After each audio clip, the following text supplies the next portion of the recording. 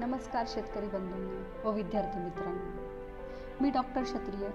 आज आपण शेतकरी उत्पादक कंपनी म्हणजे नेमकं काय असतं, त्याची स्थापना कशी केली जाते, त्याचं व्यवस्थापन कसं केलं जातं ह्याविषयी थोडक्यात माहिती पाहू. नेमकी शेतकरी उत्पादक कंपनी म्हणजे काय? तर कंपनी कायदा 1956 व 2013 नुसार शेतकरी उत्पादक कंपनी ह्याला कायदेशीर स्वरूप मिळालेलं आहे. तर कंपनी कायदा काय? हा शेतकरी उत्पादक कंपनी नेमकं काय आहे ही संस्था? तर ह्याच्यामध्ये ह्या कायद्यानुसार शेतकरी ह्या कंपनीचा सभासद असतो व तोच ह्या पूर्ण कंपनीचं व्यवस्थापन पाहू शकतो. म्हणजे पूर्ण कारभार ह्या शेतकरी उत्पादक कंपनीचा कोण पाहणार? शेतकरीच. तोच सभासद असणार आणि तोच व्यवस्थापन पाहणार. ओके. शेतकरी उत्पादन कंपनीची जी काही संकल्पना आहे त्याच्यामध्ये विविध प्रकारचे जे शेतकरी उत्पादक आहेत किंवा लहान आणि मोठे किरकोळ शेतकऱ्यांचे गट असतात, त्यांचा समूह असतील शेतकऱ्यांचा, तर हे सर्व एकत्रित येऊन जे काय त्यांच्यासमोर आव्हाने येणार आहेत ते सोडवू शकतात. परत गुंतवणूक करू शकतात एकत्रितपणे, किंवा त्यांना जर कोणते पिकं घ्यायची असतील तर ते ठरवू शकतात, तुम्ही हे घ्या, मी हा घेतो, अशा प्रकारे एकत्रितपणे ते शेती करू शकतात. पुन्हा परत ते आणखीन गुंतवणूक करू शकतात, नवीन तंत्रज्ञान अवगत करू शकतात, बाजारपेठ निर्माण करू शकतात, परत ते ग्रेडिंग करू शकतात, पुन्हा प्रोडक्ट खरेदी विक्री करणे, पुन्हा त्याच्यावरती प्रक्रिया करणे, ह्या गोष्टी ते करू शकतात. तर हे शेतकरी हे 10 ते 15 शेतकरी कमीत कमी एकत्र येऊन जी काही हे कंपनी स्थापन करतील त्याला शेतकरी उत्पादक कंपनी असं म्हणू शकतो आपण. व त्याच्या थ्रू सगळा जो काही शेतकरीचा माल तयार करण्यापासून तो मार्केटमध्ये विकण्यापर्यंत जे काही गोष्टी लागतात ते सर्व एकत्रितपणे करतात. आता ह्याची गरज काय आहे? Farmer producer organisation. आता इंडिव्हिज्युअल म्हणजे एक फार्मर आणि समूह फार्मरचा ह्याच्यामध्ये फरक आपल्याला माहिती आहे काय आहे. तर आत्ताची सिच्युएशन तुम्हाला माहिती आहे काय सिच्युएशन आहे सध्या? कोविड-19मुळे सध्या सिच्युएशन खूप खराब चालू आहे. तर शेतकऱ्यांना तेवढी अडचण नाही आहे, पण तरी त्यांना आपला माल हा मार्केटपर्यंत नेण्यासाठी भरपूर अडचणी येतात, किंवा त्यांचा माल हा ग्राहका थ्रू विकत घेतला जात नाही तेवढ्या प्रमाणामध्ये. तर ह्याचा एक शेतकरी उत्पादन कंपनी थ्रू एक होऊ शकते की शेतीमध्ये गुंतवणूक व सुधारणा होऊ शकते. त्यांना फळे, धान्य, भाजीपाला हा पिकवला जाऊ शकतो. त्याच्यावरती आपण प्रक्रिया उद्योग करू शकतो. जर हे एका फार्मरला तेवढं शक्य नाही, जर आपण फार्मर प्रोड्युसर थ्रू किंवा शेतकरी उत्पादक संघटने थ्रू जर आपण हे गोष्टी केल्या तर ते आपल्याला इझी पडतील. त्याच्यामुळे प्रक्रिया उद्योग करू शकतो. म्हणजे सपोज आता तुम्हाला एक उदाहरण देते मी. टोमॅटो असेल तर टोमॅटो उत्पादन करणारा जर शेतकरी असेल तर त्यांनी टोमॅटो हे विकण्याऐवजी विकले, त्याच्या व्यतिरिक्त जर टोमॅटो जर खराब होणे किंवा त्याच्यावर आणखीन आपल्याला पैसा जर कमवायचा असेल तर ते प्रक्रिया करू शकतात. म्हणजे टोमॅटो केचप असेल, पुन्हा टोमॅटो पावडर असेल, ड्राय पावडर म्हणतो आपण त्याला, तर ह्या गोष्टी ते करू शकतात. आणि त्या आजकाल खूप जास्त प्रमाणात विकल्या जातात. त्यानंतर रोजगार निर्मिती होते ह्याच्या थ्रू. म्हणजे आपण शेतकरी हे त्यांच्या व्यतिरिक्त दुसरे आणखीन शेतकऱ्यांना किंवा दुसरे जे बेरोजगार लोक आहेत त्यांना रोजगार देऊ शकतात ह्याच्या थ्रू. म्हणून आणखीन म्हणून आहे योजनेचा, विविध योजनेचा लाभ घेऊ शकतात, सबसिडी मिळवू शकतात. पुन्हा आणखीन ग्रामीण जनतेमध्ये क्रय शक्तीमध्ये त्यांच्या वाढ होऊ शकते. पुन्हा ह्या ज्या गोष्टीमध्ये एवढं सगळं करून मग त्यांना जे काय प्रॉफिट मिळणार आहे, नफा मिळणार आहे, त्याच्यामुळे त्यांचं आयुष्य हे समृद्ध होणार आहे, म्हणजे स्टँडर्ड ऑफ लिव्हिंग हे वाढणार आहे. सो हे शेतकरी उत्पादन कंपनी म्हणजे एक समूह आहे, एक शेतकऱ्यांचा ग्रुप आहे, शेतकऱ्यांचा गट आहे, ज्याच्या थ्रू ते एकत्रित येऊन हा शेतीचा जो काही आपण व्यवसाय म्हणून किंवा शेती करणार आहे आणि त्याच्यातून प्रॉफिट मिळवणार आहेत. तर उद्देश काय आता या शेतकरी? आता मी सुरुवातीला सांगितलं की शेतकरी उत्पादक कंपनी म्हणजे काय. त्याच्यामध्ये काय येतं? उत्पादक, कापणी, खरेदी, पतवारी, संकलन, हाताळणी, प्रक्रिया, बाजारपेठ, विक्री, सदस्यांच्या प्राथमिक उत्पादनांची निर्यात किंवा त्यांच्या लाभाकरिता उत्तम प्रतीच्या सेवांची आयात करणे, हा एक उद्देश आहे. दुसरा उद्देश म्हणजे प्रक्रिया अंतर्गत साठवणूक करणे, माल सुकवणे, प्रतवारी ठरवणे, ग्रेडेशन करणे, पुन्हा जाहिरात करणे, ॲडव्हर्टाइजमेंट म्हणतात, आणि सदस्यांच्या मालाचे पॅकिंग करणे. तुम्हाला हे पॅकिंगबद्दल मला थोडंसं सांगावंसं वाटतं की तुम्हाला माहिती आहे आत्ताची सिच्युएशन कोविड-19मुळे काय होत आहे की लोकांच्या मनामध्ये भीती बसलेली आहे ग्राहकांच्या, की जर मी जर भाजीपाला घेतला तर मला काही इन्फेक्शन होऊ शकतं का. मग ते घरी आणून भाज्या धुणे, ते सुकवणे, त्याचं नंतर त्या वापरणे. त्याच्यात जर तुम्ही ह्या शेतकरी उत्पादक कंपनी थ्रू जर एक असं ठरवलं की आपण भाज्या जे काही आपल्या शेतावरती जे काही येणार आहेत तर त्या भाज्या आलेल्या त्याच्यानंतर त्याला आपण सगळं सॅनिटाईज करून त्या स्वच्छ करून त्या सुकवून आणि त्याचं जर पॅकिंग करून जर आपण त्या विकल्या तर लोकही ते एकदम विश्वासाने तुमच्याकडनं खरेदी करतील आणि तुम्हालाही त्याच्यातून जास्त प्रॉफिट मिळू शकतं.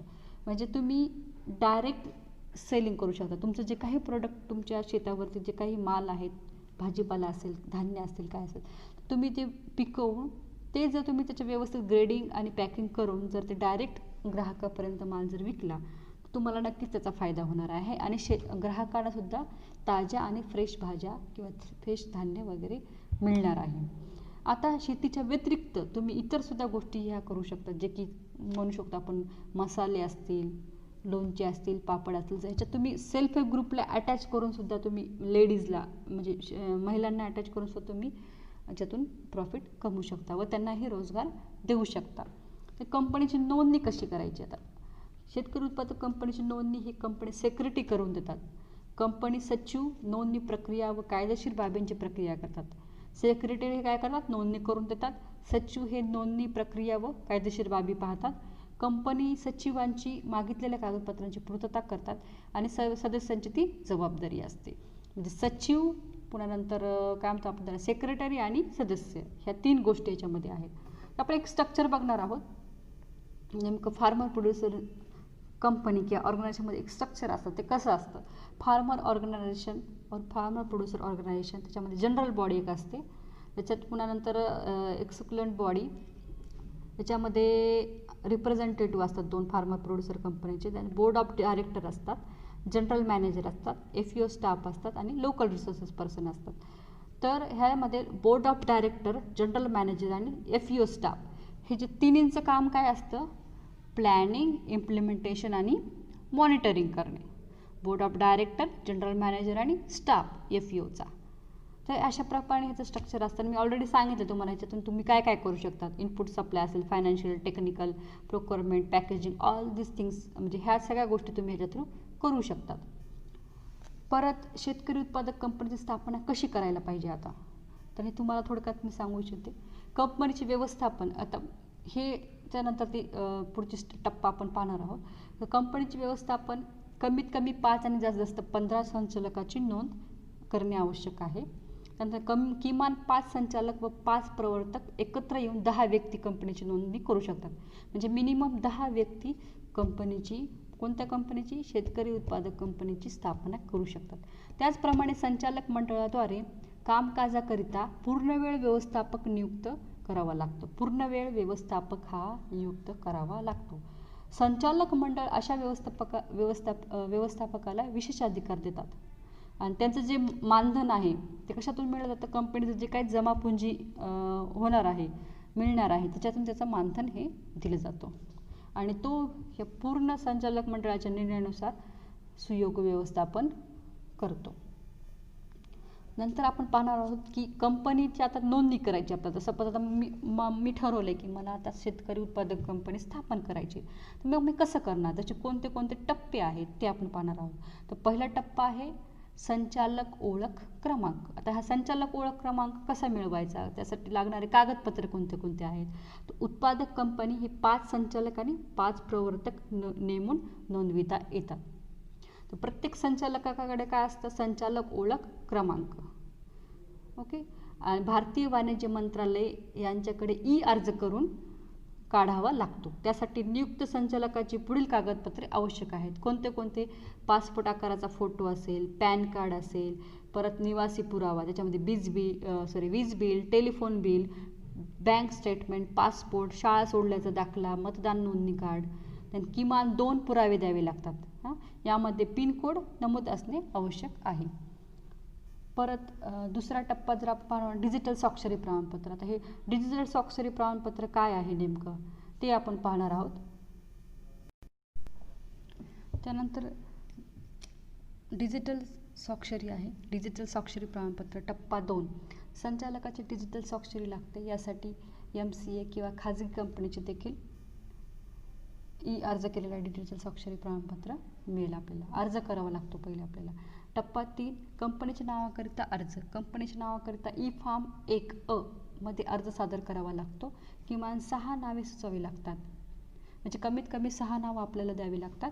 परत ही नावे इतर ट्रेडमार्क किंवा कंपनीच्या नावाची मिळती जुळती नसावी, थोडक्यात वेगळेपण असलेले असावे. म्हणजे दुसरी जी एखादी शेतकरी कंपनी असेल त्याच्या सेम नाव आपल्या कंपनीचं नसावं, त्याच्याशी मिळती जुळती नसावी, थोडेफार त्याच्यामध्ये बदल असावे. मला आता सपोज सूर्या प्रोड्युसर कंपनी, समजा सूर्या शेतकरी उत्पादक कंपनी असं नाव द्यायचं असेल तर ते नाव दुसऱ्या एखाद्या कंपनीचं नसावं, त्याच्या थोडंसं वेगळं असावं. परत चौथा टप्पा आहे कंपनीची नोंदणी. आता कंपनीची नोंदणी कशी करायची? एक ROC कडून नाव मंजूर झाले की ते नाव कसं करायचं, 60 दिवसापर्यंत राखीव ठेवायचं. त्यामुळे 60 दिवसात कंपनीची नोंदणी करण्याकरिता आवश्यक त्या बाबी पूर्ण करणे गरजेचे असते.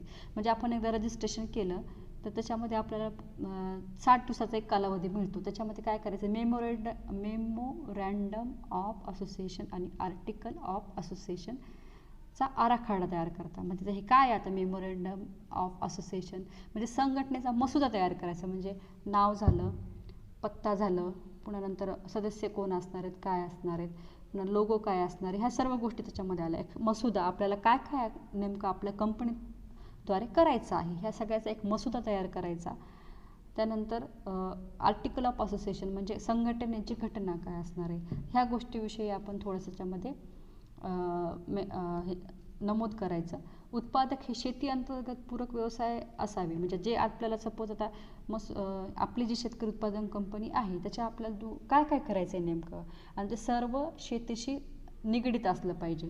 जसं पशुधन, फळबाग, भाजीपाला उत्पादन, मसाले उत्पादन असेल, वन उपज असेल, मधुमक्षिका पालन असेल, हस्तउद्योग असतील, हे व कृषीविषयक जे काय उत्पादन असतील त्याच्याविषयी आपल्याला सर्व करावं लागेल. आणि हे मेमोरँडम ऑफ असोसिएशन जे की मी आता नमूद केलं की त्याला आपण संघटनेचा मसुदा म्हणतो, आणि आर्टिफिशियल ऑफ असोसिएशन जे की संघटनेची घटना म्हणतो, हे सर्व इंग्लिश भाषेमध्ये असलं. म्हणजे इंग्लिश भाषेत स्वाक्षरी करून घ्यावा.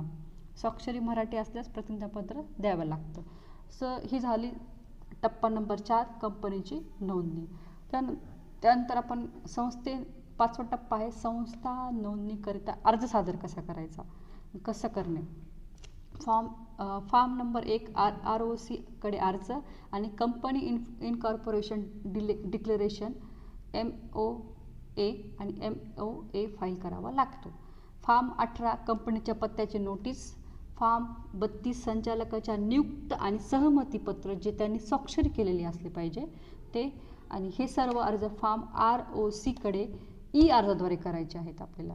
हे झालं संस्थे नोंदणीकरिता अर्ज कसा करा. त्याच्यामध्ये काय काय येईल, पहिलं इन्फॉर्मेशन डिक्लेरेशन येईल, त्यानंतर AOA कडे तो फाईल करावा लागेल, त्याला आपण फॉर्म नंबर 1 म्हणतो. फॉर्म नंबर 18 मध्ये कंपनीच्या पत्त्याची नोटीस येईल. फॉर्म नंबर 32 मध्ये संचालकाच्या नियुक्ती आणि त्यांचे सहमतीपत्र जे त्यांचे स्वाक्षरीने केलेले असले पाहिजेत. ह्या गोष्टी आपल्याला संस्था नोंदणीकरिता करावे लागतील त्या अर्जामध्ये.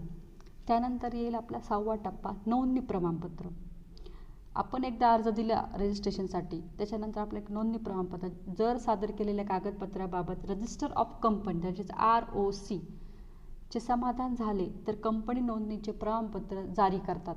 अन्यथा समाधान होईपर्यंत वेगवेगळे आवश्यक कागदपत्र पुरावे सादर करावे लागतात, त्याच्या सूचना दिल्या जातात. म्हणजे ROC रजिस्टर ऑफ कंपनीकडे जर आपण सर्व अर्ज व्यवस्थित दिला, फॉर्म नंबर 1, फॉर्म नंबर 18 आणि फॉर्म नंबर 32, आणि त्याची जर कागदाची व्यवस्थित पूर्तता केली तर आपल्याला लगेच प्रमाणपत्र मिळतं. जर आपण व्यवस्थित पूर्तता केली नसेल किंवा ते समाधान त्यांना झालं नसेल तर आपल्याला त्यासाठी आणखीन आपल्याला कालावधी लागू शकतो.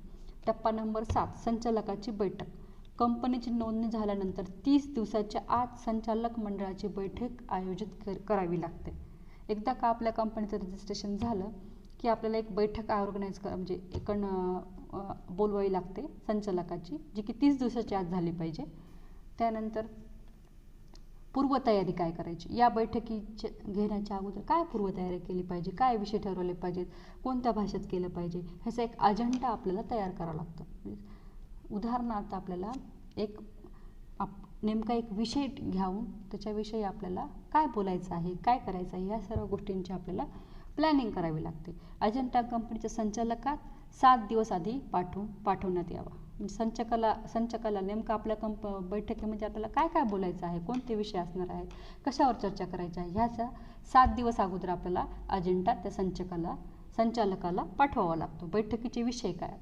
कंपनी नोंदणी दस्तऐवज बाबत माहिती देणे, बँक खाते बाबत ठराव, कोणाच्या नावे करायचे, बँकेची निवड, कोणत्या बँकेची निवड करायची, किती रक्कम असली पाहिजे, अधिकृत स्वाक्षरी, अंतिम स्वरूप देणे, अंतिम MOA आणि MAOA सादर करणे, व्यवस्थापकाची नियुक्ती करणे, व्यवसाय आराखड्यात मंजुरी देणे, अध्यक्षाच्या परवानगीने अन्य विषयावर चर्चा करणे, परत इतिवृत्त लेख करणे, बैठक रजिस्ट्रेशन, सर्वांच्या स्वाक्षऱ्या आदी सर्व कामे या बैठकीचे विषयामध्ये असतात. त्यानंतर टप्पा नंबर 8 वार्षिक सर्वसाधारण सभा.